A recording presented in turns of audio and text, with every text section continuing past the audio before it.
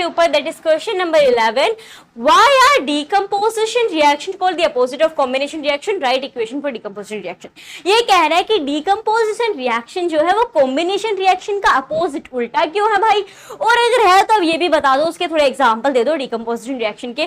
तो देखो combination reaction के अंदर क्या होता है, दो या दो से ज्यादा रिएक्टेंट्स होते हैं, राइट, दो या दो से ज्यादा रिएक्टेंट होते हैं और वो आपको क्या देंगे, सिंगल प्रोडक्ट देंगे. It's about combination. लेकिन डिकम्पोजिशन में क्या होता है, सिंगल रिएक्टेंट होता है, या हम ये कहते हैं लार्जर मॉलिक्यूल होता है जो थर्मोलाइसिस, इलेक्ट्रोलाइसिस या फोटोलाइसिस के थ्रू दो रिएक्टेंट फॉर्म कर देता है. तो इसमें क्या हो रहा है, एक लार्जर मॉलिक्यूल होगा और दो छोटे छोटे स्मॉलर मॉलिक्यूल आते हैं. लेकिन कॉम्बिनेशन में क्या होता है, दो या दो से ज्यादा रिएक्टेंट हो सकते हैं बट हमारे पास सिंगल प्रोडक्ट आता है. तो सीधा सीधा इसके कारण ये दोनों क्या अपोजिट है एक दूसरे के.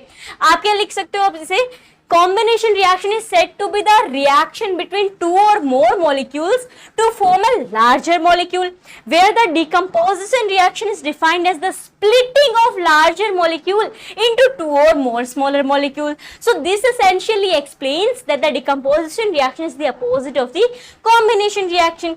In most of the cases, the decomposition reaction is endothermic, since the heat from the surrounding or induced heat is used to break the bonds of the large molecule.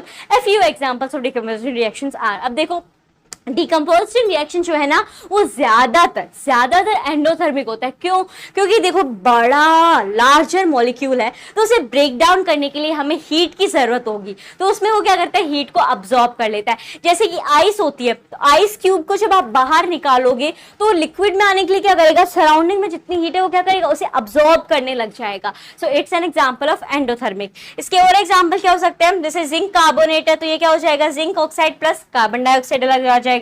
ऐसे कैल्शियम कार्बोनेट एनर्जी के साथ जब react करेगा तो calcium oxide अलग आ जाएगा और carbon dioxide अलग आ जाएगा. So you can write this answer for the question number 11. Now जितने भी क्वेश्चंस थे इस चैप्टर के अंदर वो सब हमने कवर कर लिए हैं एंड आई होप आपको इसमें कोई डाउट नहीं होगा. जितने भी क्वेश्चंस थे उन सब के आंसर्स आपने लिख लिए होंगे. मैंने जब ये चैप्टर पढ़ा था और ये चैप्टर के जो क्वेश्चन आंसर आए थे तो मुझे समझने में बड़ी प्रॉब्लम हुई थी. तो समझ के मैंने सारे आंसर्स लिखे.